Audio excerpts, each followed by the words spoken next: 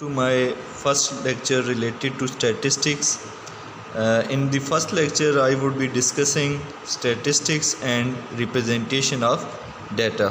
First, I would like to convey the meaning of statistics and how it is applied and the importance of statistics. Then I would go to representation of data in different forms, like in the form of tables or in the form of graphs, etc.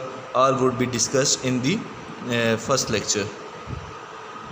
Now, to discuss statistics, statistics could be given three meanings. Firstly,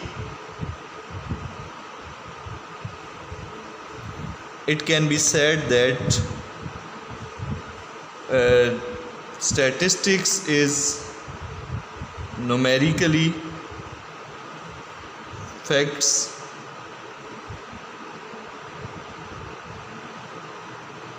systematically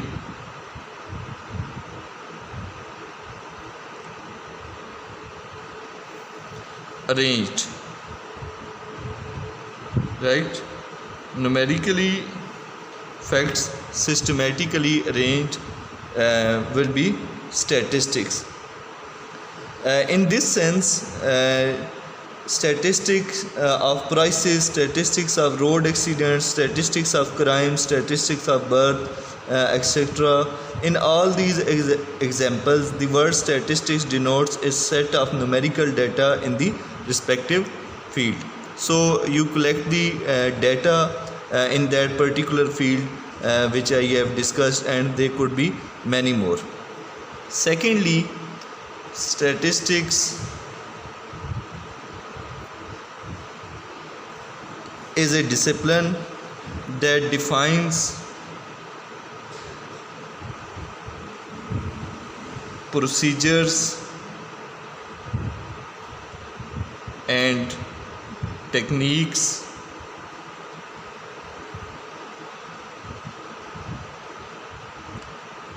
used to collect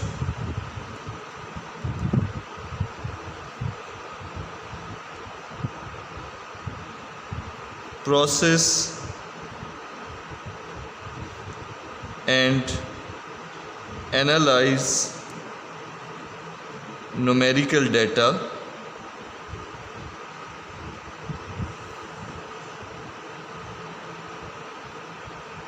to make inferences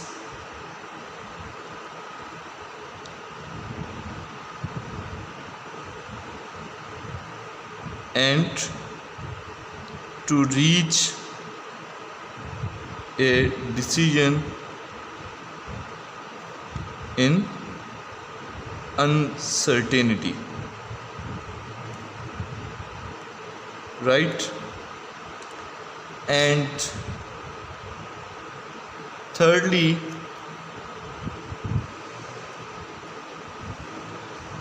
by statistics we mean observations that we calculate and we call them a statistic. Let's say different observation that we make from numerical data or from different sources, and we call it as a statistic, such as mean is a statistic, right? The variance is a statistic, and etc. things form a statistic. Next comes the difference between the descriptive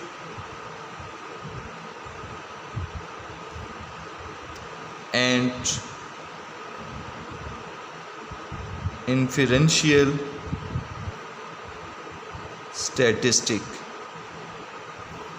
Descriptive, and these are two different types of statistics.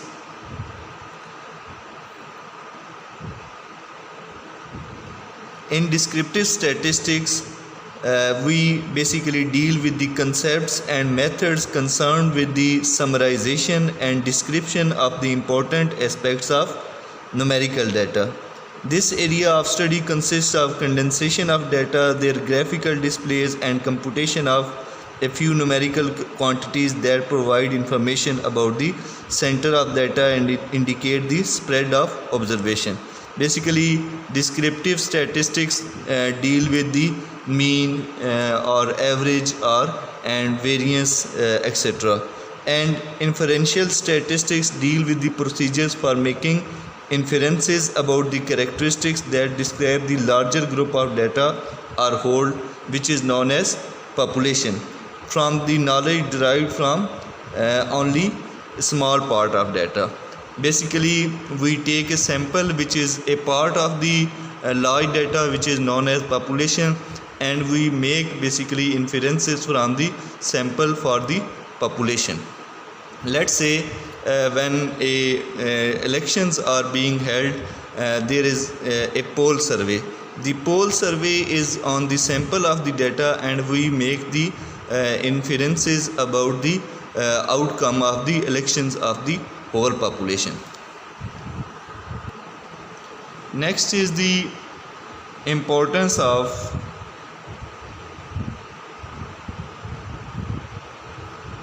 statistic. Statistics assist in summarizing the large set of data in a form that is easily understandable. Statistics assist in the efficient design of laboratory and field experiment as well as surveys. Statistics assist in a sound and effective planning in any field of inquiry. Statistics assist in drawing general conclusions and in making predictions of how much a thing will happen under given conditions.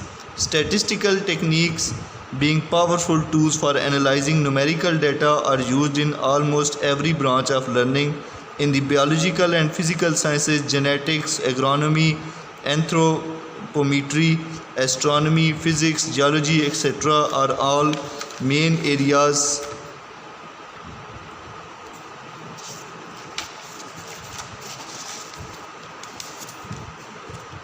where statistical techniques have been developed and are increasingly used. A businessman, an industrialist, and a research worker all employ statistical methods in their work. Banks, insurance companies, and governments all have their statistics department. A modern administrator, whether in public or private sector, leans on statistical data to provide a factual basis for decision making. A politician uses statistics advantageously to lend support and create and credence to his arguments while elucidating the problems he handles. A social scientist uses statistical methods in various areas of socio-economic life of a nation. It is sometimes said that a social scientist without an adequate understanding of statistics is often like the blind man groping in a dark room for a black cat that is not there. So you see from these different points that statistic is important in all the different fields of life, whether you are a businessman or an industrialist or a student or any public office holder or a politician. So statistics plays a major role in all fields, and it includes sports activities as well. Now we move to our next section, that is presentation of or representation of data.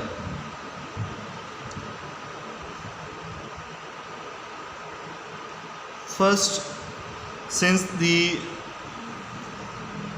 data may be in large volume, therefore it is important to classify the data, and the classification of data is the process of dividing a set of observation or objects into classes or groups in such a way that observations or objects in the same class or group are similar, and secondly, observations or objects in each class or group are dissimilar to observations or objects in other class or group. So the data that lies in one group should be under the same class boundaries, and it should be dissimilar from the other boundaries which are defined.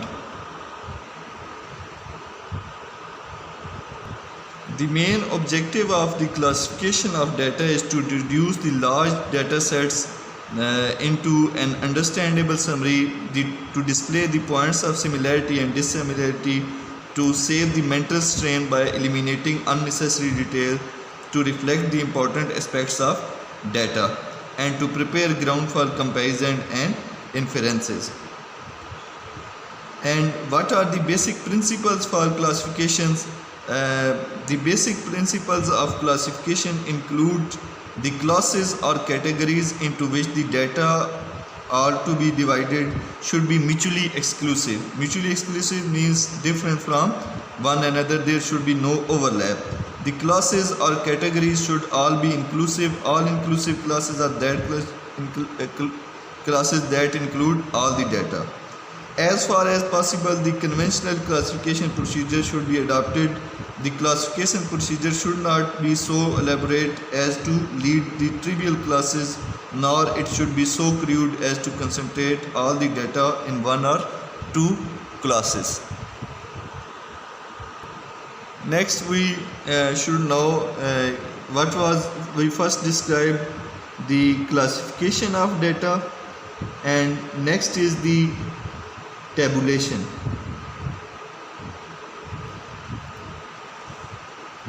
Tabulation means a systematic presentation of data classified under suitable heads and subheads and placed in columns and rows.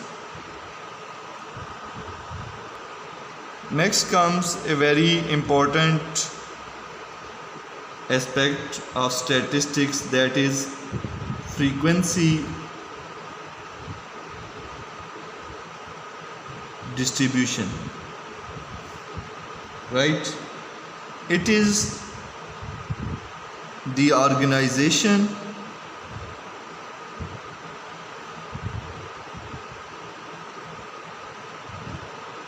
of a set of data in a table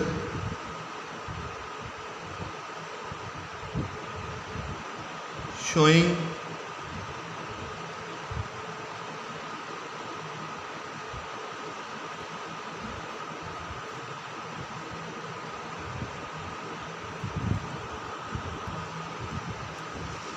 the distribution of the data,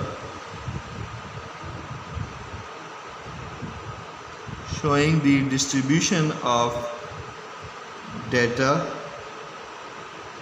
into classes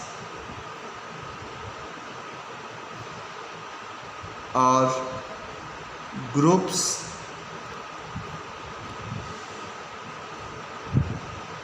together with the number of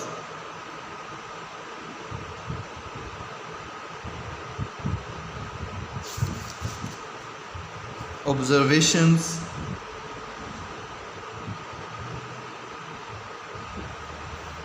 in each class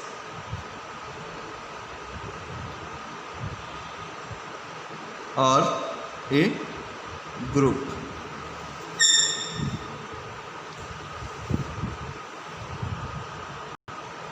So when you talk about the frequency distribution should clearly indicate the class limits, right? What is the upper class limit and what is the lower class limit, class boundaries,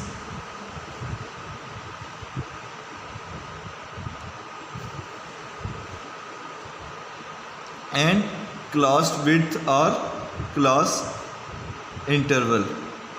So these limits should be different in from one group to another, so the data should not be in an overlapped manner.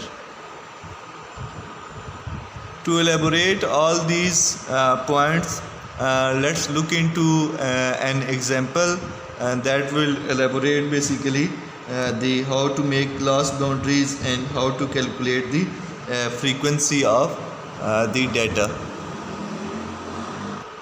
So our example is make a grouped frequency distribution from the following data related to weight recorded to the nearest grams of 60 apples picked out at random from a consignment.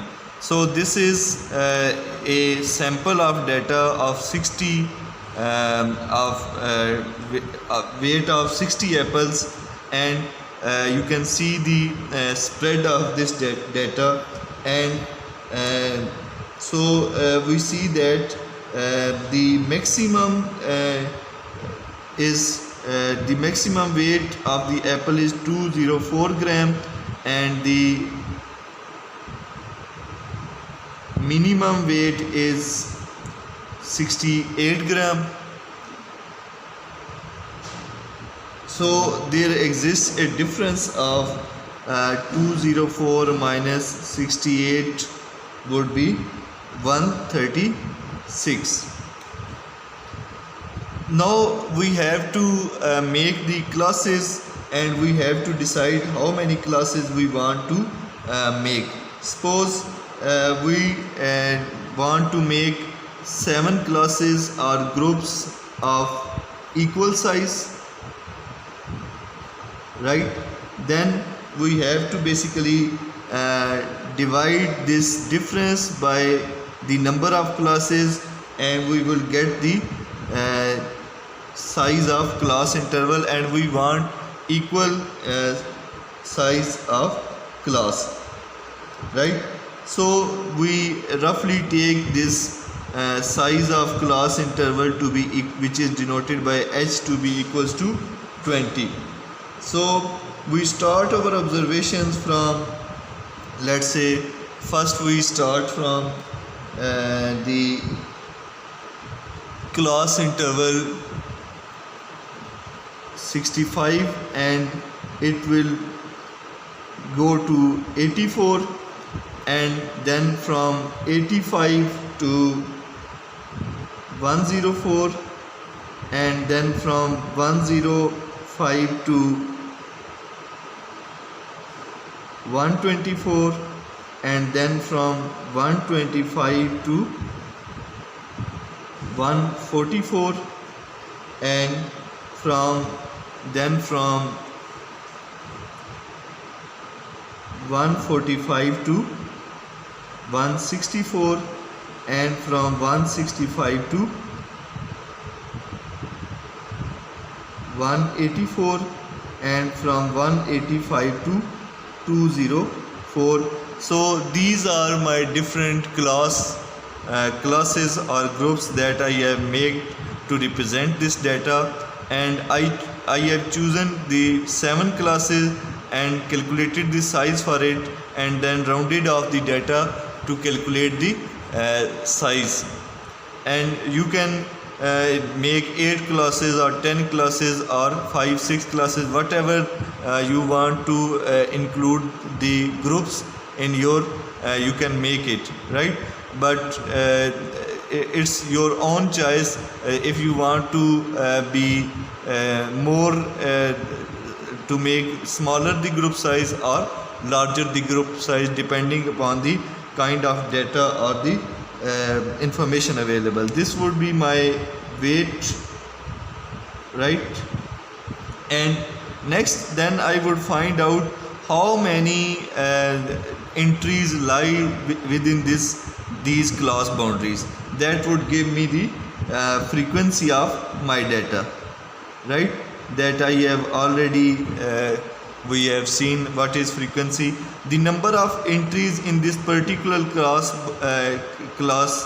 or group are known as its frequency, and you will find from this data there are 9 basically such apples which have weight in this class or in this group, and there are 10.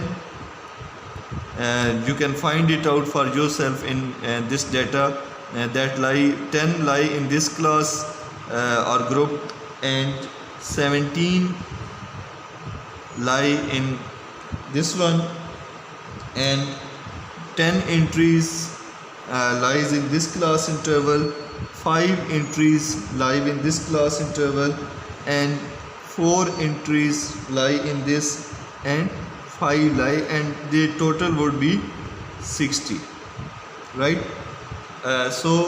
You can this is meaning of frequency and how you basically represent your data in the form of groups or classes.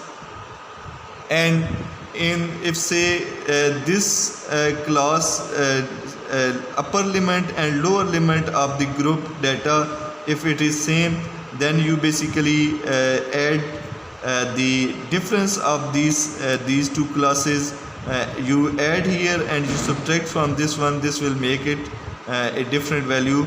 So it would be let's say 84.5 and it would become 85.5. So these should be always be different values, right, to avoid overlapping of data. Similarly, we can also find out the cumulative frequency that may be required in different types of analysis. And cumulative frequency is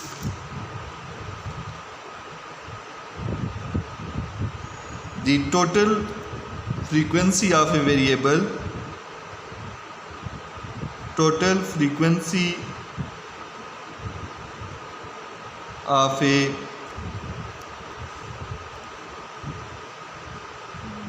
variable from its one end to a certain value. It is just like the cumulative GPA of the students. Suppose in whatever semester you are, you have cumulative GPA of all the semester prior to your current semester. Similarly, when you have to calculate the cumulative frequency,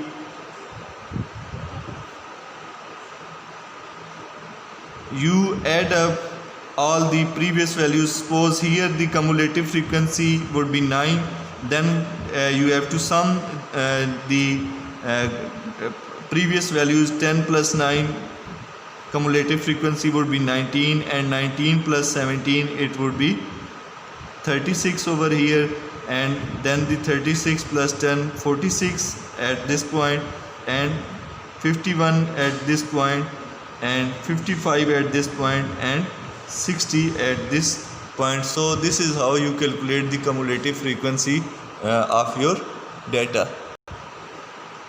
Next is the stem and leaf plot. In the frequency table, the identity of individual observations is lost in grouping process. So to overcome this drawback, the introduced known as stem and leaf was introduced, and it is widely used in different fields. In stem and leaf plot, the leading digit of each number is known as leaf, while the other numbers are known as the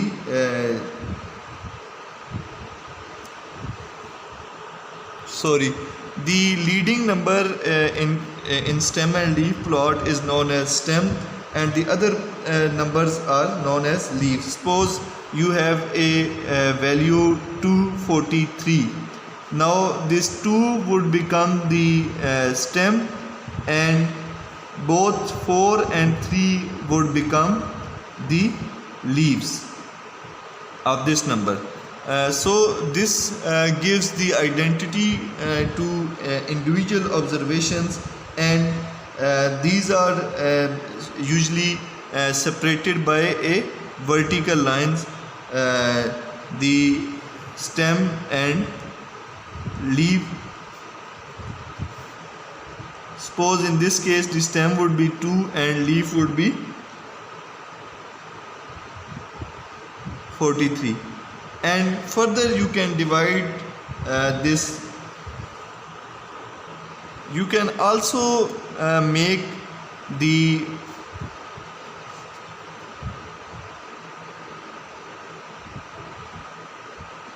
2, 4 as stem and 3 as leaf. So it's your choice whether you want a double digit stem or a double digit leaf. That depends upon the different situations or applications in which you are working on.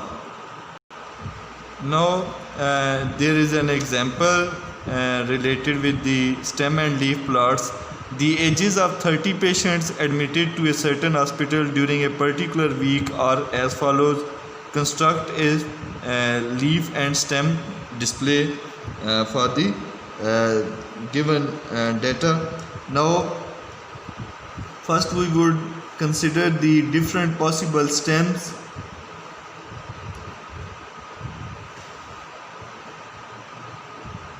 And then the leaf related with it. First the stem would be 1, and we see that there are 2 observations which have stem of 1, this one, right, 18. The leaf is, it means 8, and the other one is 12. So the leaf would be 8 and 2 and stem is 1. Similarly, when the stem is 2, we have leaf of 9, 6 and 7, and with stem of 3 the leaves are 1, 7, 9, 0 and 5, and with 4 as stem the leaves are 8, 3, 0, 2, 8 and 9, and with stem of 5 we have leaves of 4, 1, 2, 3, 7 and 8, and with 6 as stem the leaves are 4, 1, 5, 2, 7 and 8, and with 7 as stem the leaves are 1 and 4. You can easily calculate the different stems and find its corresponding leaves from this data by yourself. As I have given example, you can easily find the stem and leaves in different other data as well. Next comes the graphical representation of data.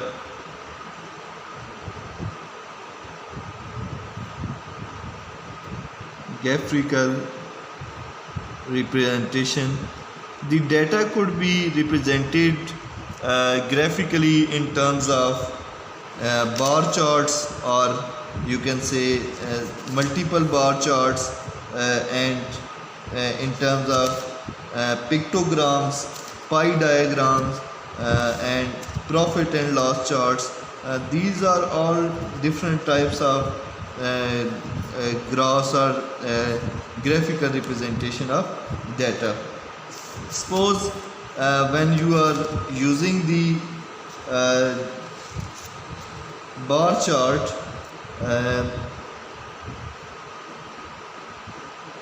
bar chart is along x-axis. You take the let's say, now let's discuss the bar chart with an example. We have the years which are variable and the turnover of a certain company of which we want to make a bar chart. So along x-axis I would like to take the years in this case, and along y-axis would be the turnover, and I have 5 different years starting from 1965, 1966, 1967, 1968 and 1969, and I have to make the scale along y-axis and starting from 35,000. Let's say this is my 35,000, this is 40,000, this is 45,000, and this is 50,000. And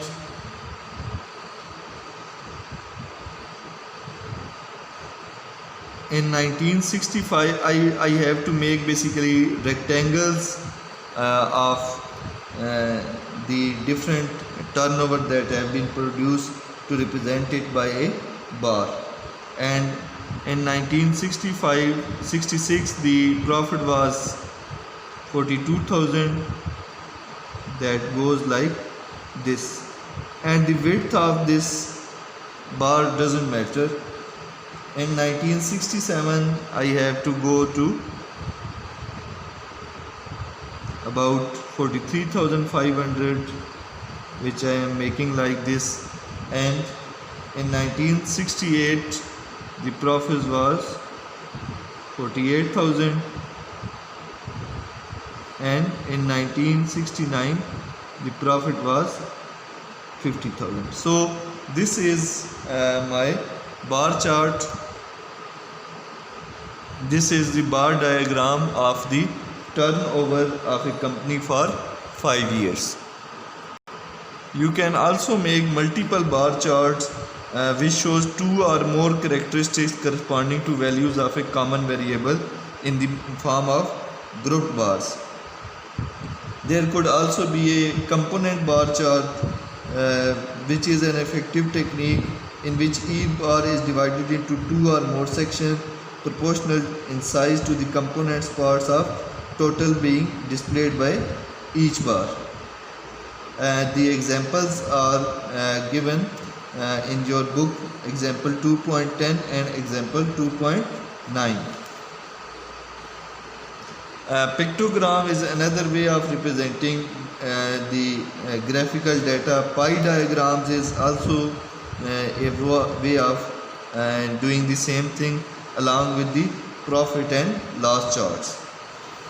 Next is from the graphical data we move to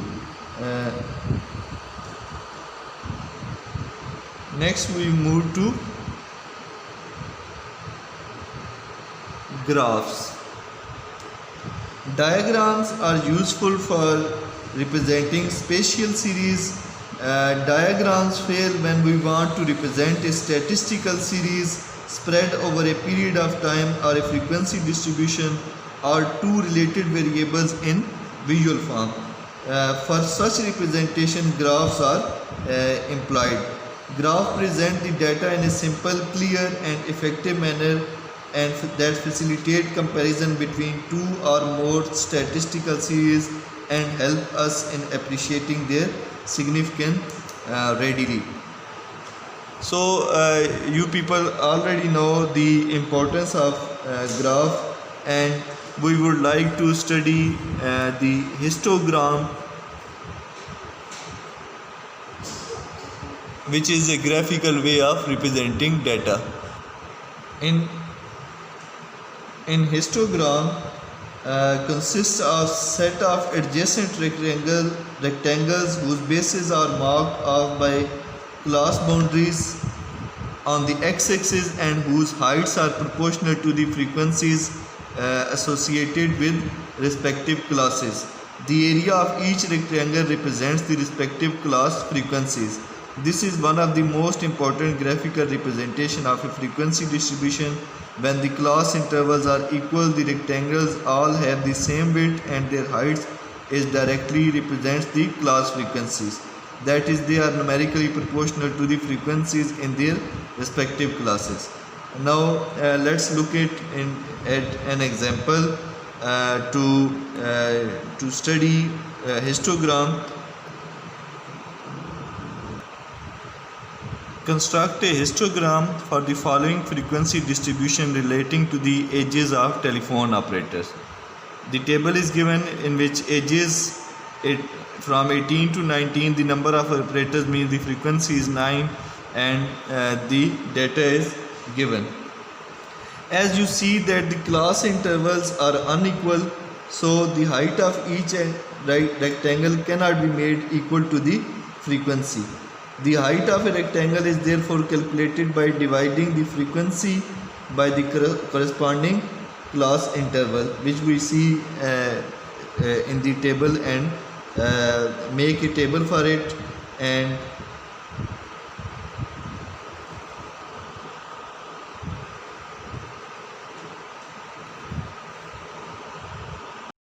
now to make the histogram, as the class intervals are not equal, so we have to calculate the proportional height in this case.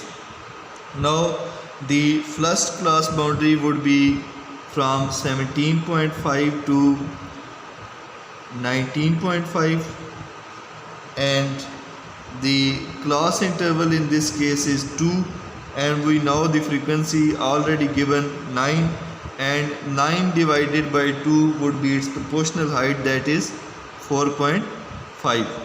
And the next class boundary is from 19.5 to 24.5, and the class interval is 5 in this case, the difference between these two class boundaries, and the frequency is 188, and frequency when you divide it by class interval, it comes out to be 37.6. Next we have to take between 24.5 to 29.5, and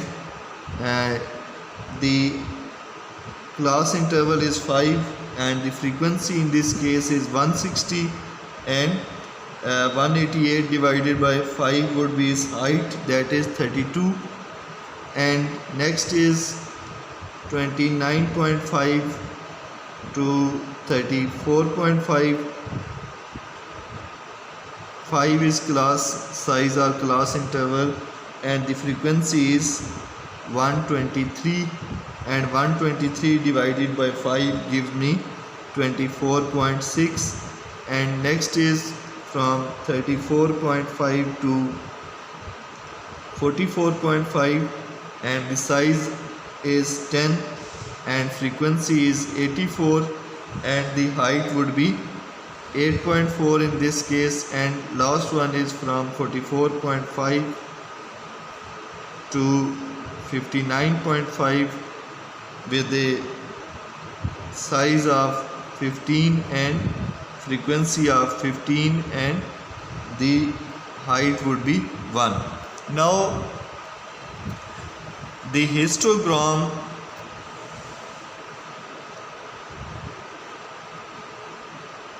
along x-axis, you have these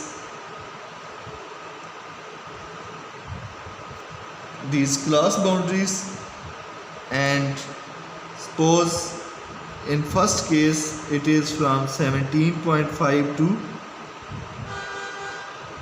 19.5, and the height, if I take 0, this one is 5, this is 10, this is 15, 20, this is 25, 30, and this is, let's say, 35. So in the first case the height is 4.5, so it should be like this one. And the second one is from 19.5 to 24.5. Let's say this is 24.5, and height should be 37.6, so it should be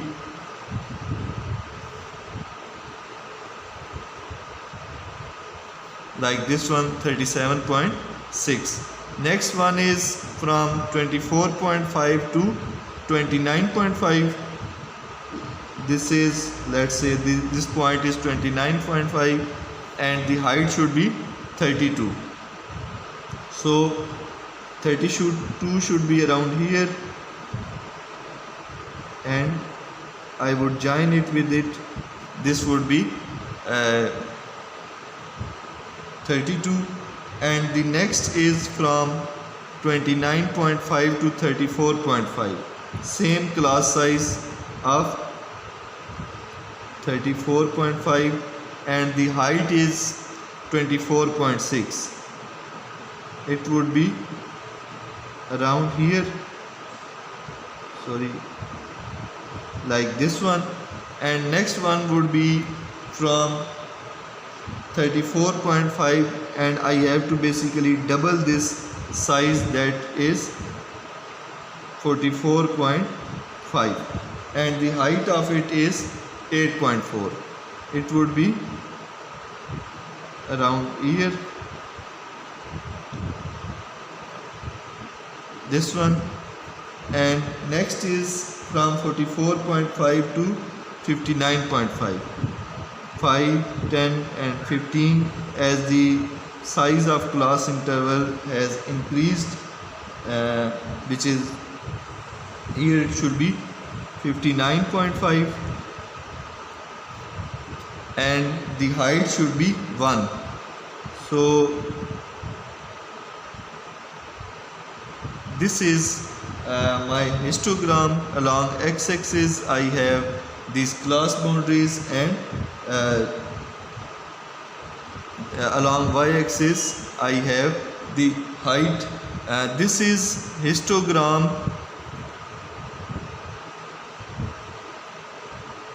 for unequal class intervals, and when you have equal class intervals, then you do not have to divide this frequency with class interval. You simply make the rectangles of the frequency which would be considered as height. Similarly, you can also graphically represent the cumulative frequency and make the graph of cumulative frequency of the data, and I leave the cumulative frequency graph of the example of the data of this data to you people to make the graphical representation of the cumulative frequency of this example, which is of the 60 apples, right? So there are also different types of frequency curves, like symmetric, extremely skewed, U-shaped distribution. That would be part of our we will study later on at some point, and that sums up our today's discussion of the statistics and the presentation of data. Hope you understand this. I would be back soon with a new topic.